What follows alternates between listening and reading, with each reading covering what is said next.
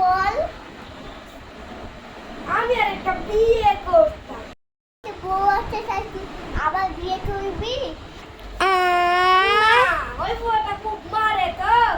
ওই দুই বউ ঝগড়া করলে একটা বিয়ে করে আনবো, দিয়ে আমি কানে হেডফোনে গান শুনবো। ঠিক আছে, সাথে কালকেই দেখতে যাবো মেয়ে। ঠিক আছে, কালকে দেখা যাবে।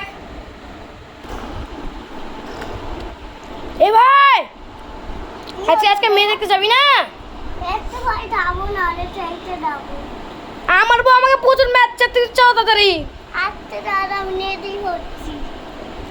ঠিক আছে, আমি গা ধুতে গেলাম, তুই রেডি হ। তুই রেডি হয়ে গেছিস? হ্যাঁ। চ যাওয়া যাক। দিদি ভাই কেমন আছিস? ভালো আছি রে ভাই। তাহলে ভালোই আছি ভাই। ও তাহলে ভালোই আছিস? তুই একটা কথা বলতাম। কি বল? আমি আর একটা বিয়ে করতাম। চ ভাই, রেডি হয়েছিস? হ্যাঁ। চ মেয়ে দেখতে চ। এ ভাই, তুই একটু দাঁড়া, আমার কত পায়খানা পেয়েছে, একটু পায়খানা করে আসি। আজকে দাদি ভাই হয়ে গেছে, পায়খানা করে আসি।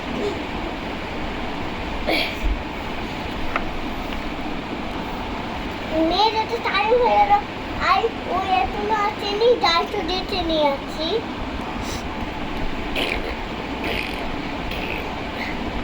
এই ভাই যাবি না? মেয়েটা টাইম হয়ে গেছে। হ্যাঁ।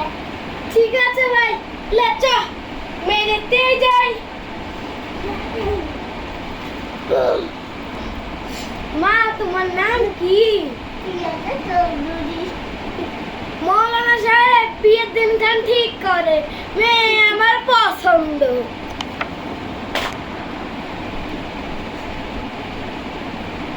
তিয়াশা খাতুন মেয়ের নাম, ছেলের নাম আবির খাতুন। 1,00,000 টাকা দেওয়ার পরিবর্তে তোমাকে বিয়ে করতে রাজি। তুমি কি রাজি? হ্যাঁ বলো, হ্যাঁ বলো। হ্যাঁ। আরেকবার বলো। হ্যাঁ। আরেকবার বলো। হ্যাঁ। মেয়ে বিয়ের পড়ানো হয়ে গেছে, বাপ তুমি মেয়েকে নিয়ে যাও।